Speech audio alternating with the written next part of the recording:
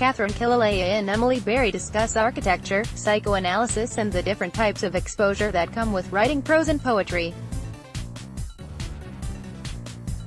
Katharine Kilalea: we've spoken quite a lot over the years, in person, and over email, so I'd thought this conversation would be easy, but as soon as I sat down in front of the computer, rather than just asking the questions I'd like to ask, like you stopped writing for a while, why did you start writing again, I felt the writerly need to subject everything I think to endless revisions. It's tiresome, this feeling of not being able to just write freely. Then I remembered a conversation we had about a decade ago after one of Roddy Lumsden's poetry workshops. We'd discovered that we'd both written for the London Review of Breakfasts. I'd spent a week or so writing a single review, hardly more than a few sentences, and was complaining that I wouldn't write another because writing prose was too tortuous for me. You said, I think, that actually you found it quite easy, or more relaxing anyway than writing poetry. So, are you as cagey about this as I am? Emily Berry: that's so weird. I said I found it more relaxing to write prose. I don't think I find writing either poetry or prose relaxing, if I even know what the difference is. Do you mean am I cagey about this conversation or about questions about writing?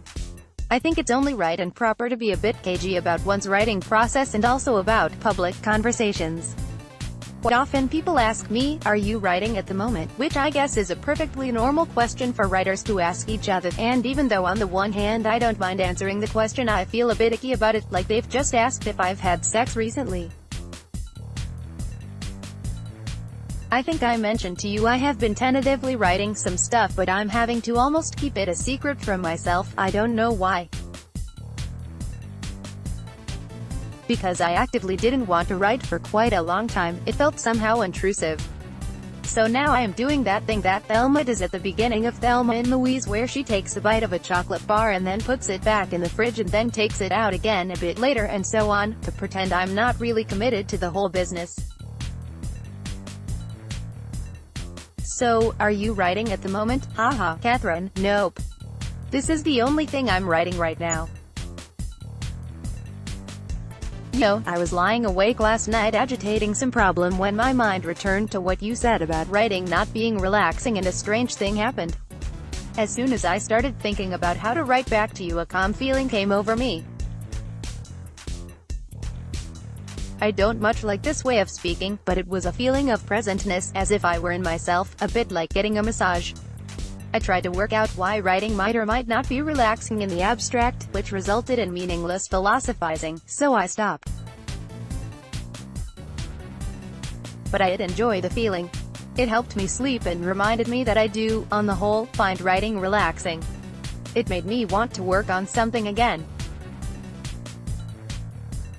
I liked the idea of writing in order to relax, and maybe even prefer it to the nobler reasons like writing for consolation, for truth, for revenge, etc.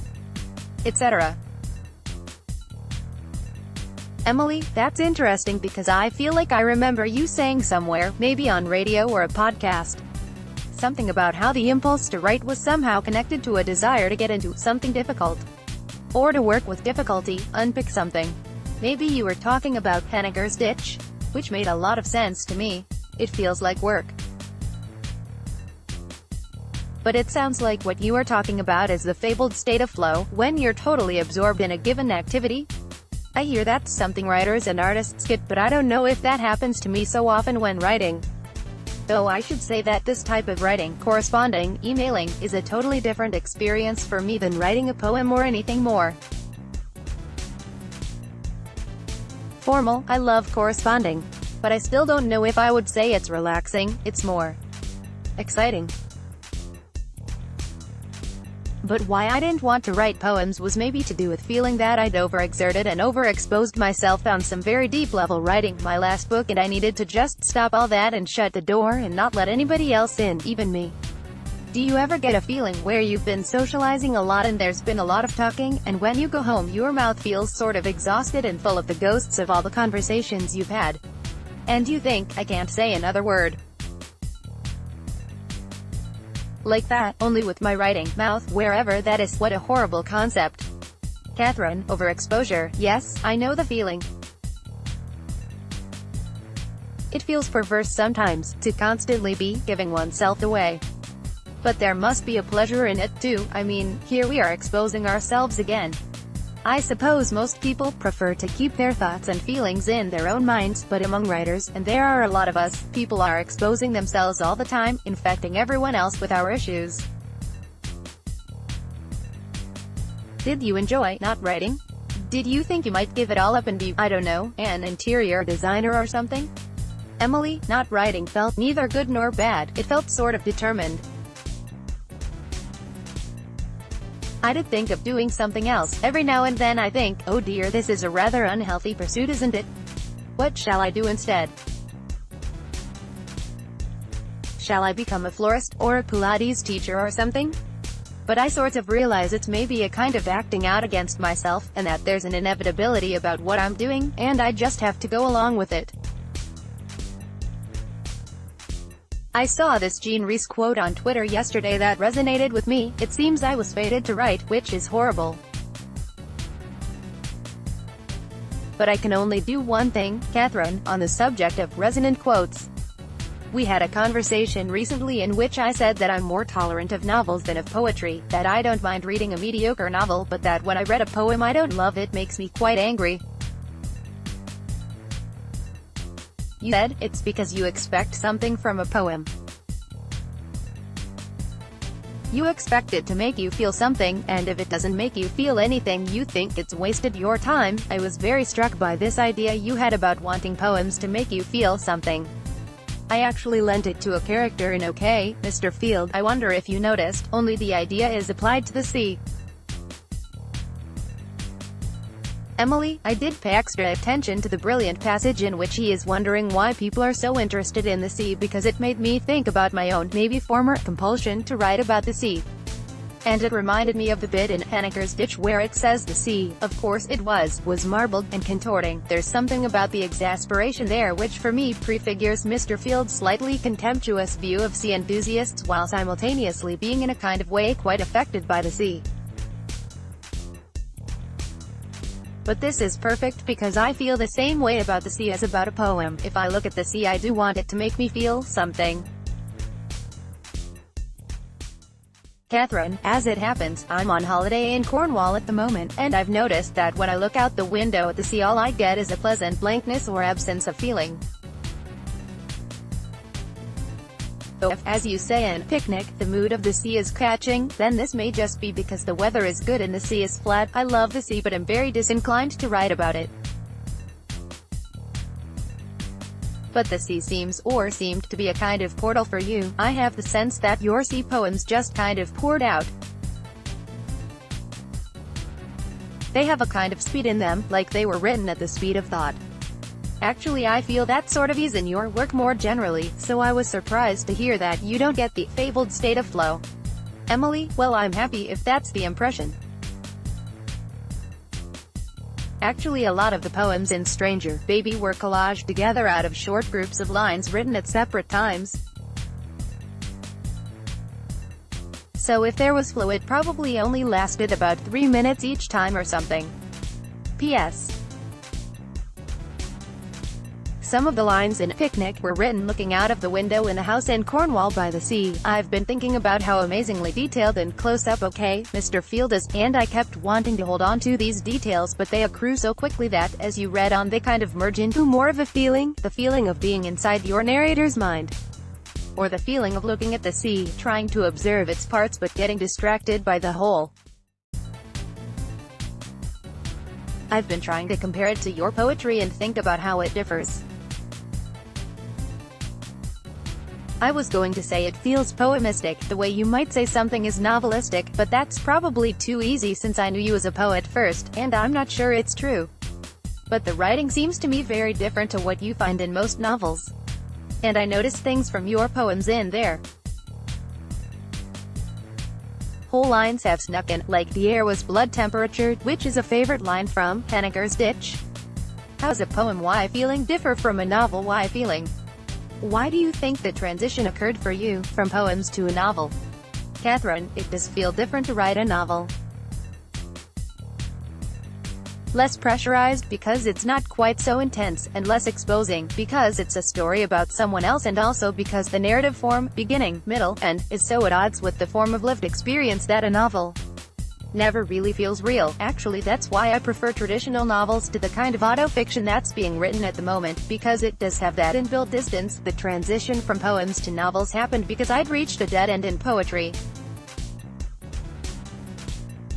Henniker's ditch used me up, and when I tried to write poems afterwards I felt like a jabbing writer, and there's no worse crime, in my opinion, than writing something which doesn't need to be written. So I gave up on the poems, and then, suddenly, I was writing a novel. I've always wanted to write a novel. There's something about certain novels which I sort of live by, if you know what I mean. Also, I've been in an analysis for some time, and a big part of that is about being able to say things in a way which makes sense. Whereas I think that what suited me about writing poems was that they didn't need to make sense. I always swore to myself that when I finished a novel I'd end the analysis. The two things felt connected, as if by writing a novel I was good enough at making sense to have passed the analysis. Emily, what you say about feeling used up after Henniker's ditch is basically a much shorter way of saying what I said above. I totally agree about the crime of writing things that don't need to be written, although I suppose it depends who's making the decision, haha. There are plenty of things I absolutely think had no need to be written, well, published, whose writers would certainly not agree. But it's interesting that novel writing gave you a way out of that feeling of used-upness. Actually, the small amount of writing I've started doing is possibly closer to prose than poetry, though not remotely a novel. I've actually never wanted to write a novel. In fact, I would go so far as to say I actively do not ever want to write one. Katharine, curious. I suppose you mean, you're writing in paragraphs. Or are there stories in them? I think poets are suspicious of storytelling. I suppose there's a falseness about it. Emily, I don't know what I mean. There are paragraphs and stories, yes, but I've previously written poems with paragraphs and stories where I didn't have the same questions about what form I was writing in. It just feels different. I was trying to explain to someone recently how one type of anxiety I was experiencing felt different from another kind I had regularly, but it was impossible to clarify the distinction. Maybe it's like that. Why have you always wanted to write a novel? What is it about a novel? What do you mean by you live by certain novels exactly? I think novels, the reading of them, is so important to me and has been ever since I was quite young, like a sort of security blanket that I just don't ever want to enter that territory as a writer in case it spoils it. I want it to be a safe place I can be in as a visitor. Katharine, at its most basic level, being able to write a novel felt appealing because I'm a terrible storyteller, the kind of person who starts a story at a dinner party and makes everyone immediately feel anxious. I partly agree with the idea of a novel as a security blanket. I find it reassuring to come back to a novel night after night because I know what I'm getting into. What do I mean about living by novels?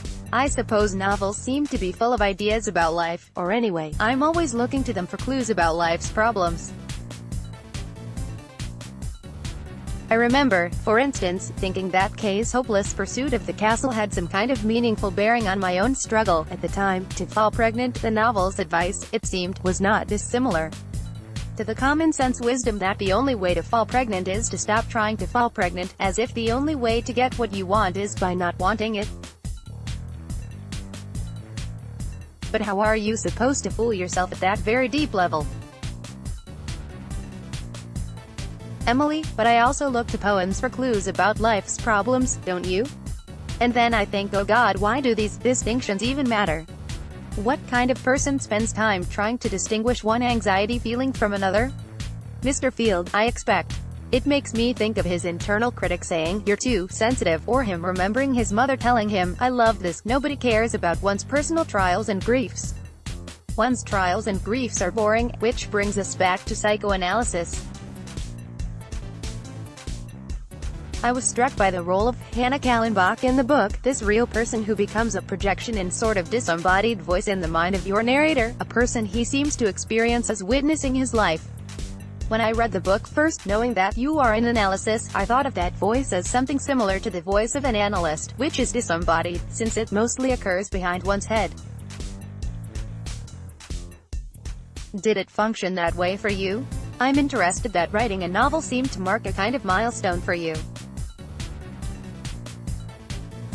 I'd think of passing analysis as being about having finally been cured of life, although wouldn't that be death, or being certified an official competent grown-up or something? Do you think the novel is a more grown-up form than poetry? I sort of think it might be. Katharine, is a novel more grown-up than poetry? Trick question. It's more conventional, perhaps more accepting of compromise. I think that an analysis might see those as being two good outcomes. I suppose the milestone element for me, personally, was a shift from writing, from the heart, or the nerves, or gut, or wherever poetry comes from, to a more mediated kind of writing, one which I have more control over, maybe, because it's got more ideas, or maybe more structure, in it. I guess what I wanted to find out with the book was something about intimacy, how to achieve it, maybe, if it exists, what it feels like.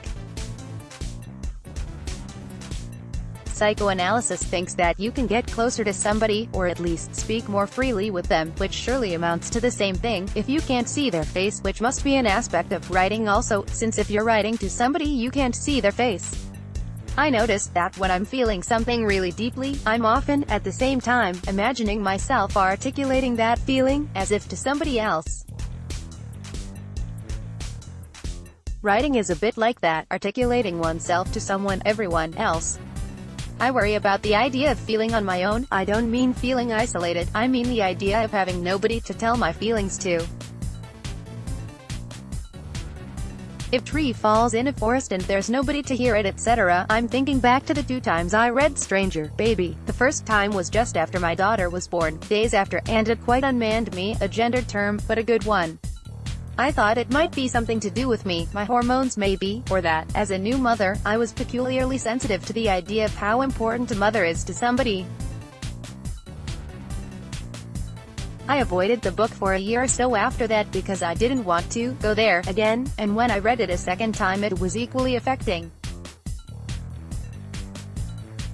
I wondered whether part of what's so moving is the feeling that, in the poems, a child is speaking. Of course it's an adult writing, but the expression is of a child's experience too, and because children can't really express their experiences with clarity, because they don't have the language, it's like accessing previously mute territory. And maybe this is too neat, but it also occurred to me that there's something about a book, as a format, which is appropriate for Stranger, Baby. Because if reading a book is entering into a sort of relationship with the book's author, who is, of course, not there, then reading a book is fundamentally the experience of being with someone who is not there. Emily, I remember you texting me after you read it and I was very moved that you had read it at such a time. Though it's very strange to have written something where the sort of positive outcome is that it makes the reader sad. Yeah, it did feel like a childish or childlike place those poems came from. Neither of those words has quite the right connotations, but I was partly trying to channel my childhood experience of my mother's death, which I largely have no memory of, so it was a weird process. I was seeing a CBT therapist for some of the time while writing the book, and one exercise he gave me, which I'm not sure is typical of CBT, was to revisit my child self in my head at a traumatic moment, and talk to my child self with my adult self's wisdom. As with a lot of therapy I've had, I remain unsure what impact it's had on my day-to-day well-being, but I found it very generative for my work. There's a bit in Jeanette Winterson's memoir Why Be Happy When You Could Be Normal, when she is recounting a breakdown and she spends time with a very furious, volatile child self with whom she has to argue and negotiate through various things. It was a little like that, I suppose, only more prearranged. I haven't hung out with my child self for a while. I should check in with her and see how she's doing. Katharine, I'm struck by this idea of the adult self comforting the child self. It might clarify something of my own response to the poems. I wonder if what was conjured up so uncomfortably wasn't a lost feeling so much as a sort of caring feeling, the urge to comfort, which is such a strong urge, and failure of being able to. It reminds me of a passage in Imre Kertész's Fateless. It's hard to explain exactly, but there's a point in the book which is about a boy's experiences at a concentration camp where one of the camp doctors discovers that the boy was brought there without his parents' knowledge, and feels sorry for him. The story is repeated to other camp officials who all seem saddened by it. The boy notices, though, that his sympathizers seem to enjoy their feeling of compassion, even to seek it out, as if, he says, to reassure themselves that they're still capable of it. The boy says he feels embarrassed by the doctor's feelings about his situation. Do you feel embarrassed for us? Emily, I haven't read the book, but isn't his embarrassment more about being the object of their compassion? That's where the embarrassment lies for me, I think. To be in a position that incites compassion is necessarily to be in a very disempowering position. Katharine, actually, the boy wanted to say to them your compassion is misplaced, but he stopped himself because he could tell they liked the feeling. Emily, wow, I think this boy is more generous than me. I think I also find it a bit troubling thinking about readers of books entering into a relationship with the author, which you mention above. I mean, okay, they enter into a relationship with the author, the writer of the words, but I try hard to distinguish that from the person of the author. But I suppose that's what you mean about the author fundamentally not being there. I think you have to not be there, as a writer, or you wouldn't be able to cope, it's too intimate. Maybe one of the best things about writing, for me, is if you manage to transform a feeling that happened in your body, mind into something that can ultimately be taken into someone else's body, mind as their feeling, but sometimes those feelings are sent back to you, and mistaken for yours. That's maybe what I find embarrassing. But it's much easier to not be there when the book is more obviously a fiction, as with OK, Mr. Field. Which I keep wanting to call OK, Mr. Cross. I have absolutely no idea why. I don't think Mr. Field is particularly cross, Katharine, ha. Mr. Perverse, Mr. Repressed. Like Mr. Men books for adults. Emily, I'm always wondering where the line is between true fiction and autofiction. Does it exist? When I read a novel by someone I know, I can't help trying to look for them in there. I tell myself off about it, but I can't help it. Richard Scott has a great line about this in one of his poems. Are you looking for me in these lines, like a urologist examines piss for blood? And the answer to that is, yes, I am, I'm sorry. And I feel very uncomfortable when someone does that to my work. Do you feel Mr. Field is 100% made up? Is that even a thing, or are you in there a bit? For example, the bits in there from your poems. And the voice, the style of meditating on things, feels very you the writer, or you the Kate? I don't know, how did you come up with Mr. Field? Did you do a lot of research, or do you already know all that stuff about architecture, classical music, etc.? And what drew you to writing a male character? Was that a deliberate choice? Katharine, I can't be far from Mr. Field because I feel very defensive when people describe him as going mad. Which, I'm beginning to understand, is how the book's plot is generally understood, though I personally think of it as a kind of odd, coming-of-age story. In one way, it's true that his life gets more isolated and confused, etc., as the book progresses, but in another way, he started off as a mediocre pianist with a distant wife and ends up with a passionate attachment to both a dog and a stranger. Well, at least he's passionate about something. I also identify with Mr. Field's frustration at, as you put it so well, not being able to transform the feeling inside himself into feelings that other people can take in. In fact, his jealousy of the fellow pianist whose playing always makes him terribly sad is not a million miles off the envy I've felt towards you. He did grow out of a sequence of poems I was writing about a house for the study of water, though at the beginning he was just a state of mind, so, as a friend helpfully put it, the book sounded like a Paulo Coelho. Deciding to set the book in the house for the study of water made it easier because the building, or how he moved around the building, became a kind of plot, or a way to write about a state of mind without anything having to actually happen. The music bits were quite easy as I played the piano as a child. As to his sex, I actually intended to write him as male then switch gender at the end, but okay, Mrs. Field is an awful sounding title. Emily, since you mentioned the dog, I'm now remembering how brilliant you are at writing about dogs. Their sort of heartbreaking personhood.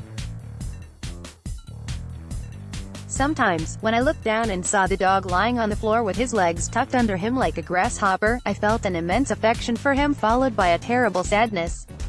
In another exchange I would like to have a whole conversation about writing about dogs, please. Catherine, or the sea, or both. Emily, coming back to embarrassment, since you mentioned feeling defensive of Mr. Field, is that to do with embarrassment?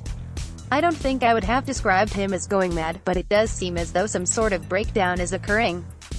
On the other hand, maybe any close analysis of an individual's thoughts would make it seem like that person was having a breakdown. Do you think you would have felt more exposed if you'd written the character as a woman in the first person? Catherine, I do think I'd have felt more exposed while writing if Mr. Field had been female. And perhaps making him male did protect me by forcing him not to be me. The word breakdown is less pejorative than going mad. I like it. Breaking things down can even be positive sometimes. Like a book one read by Christopher Bolas which described a breakdown as coming into contact with the fundamentals of existence.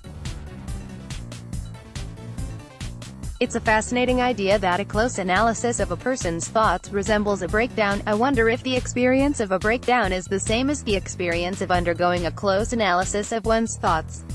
Psychoanalysis was a big part of your PhD research too, I know. But do you buy it? I ask because of course psychoanalysis believes that expressing oneself will make whatever bothers you less. But in Stranger, Baby you say that writing the poems has brought no consolation. Which reminds me of what J.M. Coetzee said in an interview, writing, in itself, as an activity, is neither beautiful nor consoling. It's industry. I appreciate much of what psychoanalysis has to say, but I'm not sure it has all the answers. I wondered whether there's an attempt, especially in poetry, to offer another way to understand the minutiae of subjective experience, as if to collate data, albeit in a less organized and less overtly therapeutic way than psychoanalysis, for some kind of alternative understanding of how the mind works. Emily, I am very into psychoanalysis as a kind of reading tool, reading books and people, but I don't know yet what I feel about it beyond that. I'm very suspicious of it. I just finished the Patrick Melrose novels by Edward St. Aubyn. Have you read them? Which I thought were absolutely incredible. I felt like underlining practically every sentence. They follow one character through a traumatic childhood into haunted adulthood, basically his own life, I gather, and the framework through which the character's life is viewed is very psychoanalytic. In one bit someone is describing to a child what psychoanalysis is and they say, is a way of getting access to hidden truths about your feelings. I like that, but sometimes I worry that there are no hidden truths, just different stories that make sense at different times. Hence poems. Incidentally, you saying above that when feeling something you are always simultaneously imagining articulating it reminded me of something St. Aubyn says in an interview in The New Yorker I just read, even if I'm walking down the street on my own, I'm narrating the experience. It has to be described before it convinces me that it has happened. Maybe all writers do this. I was reading Grazia magazine when I was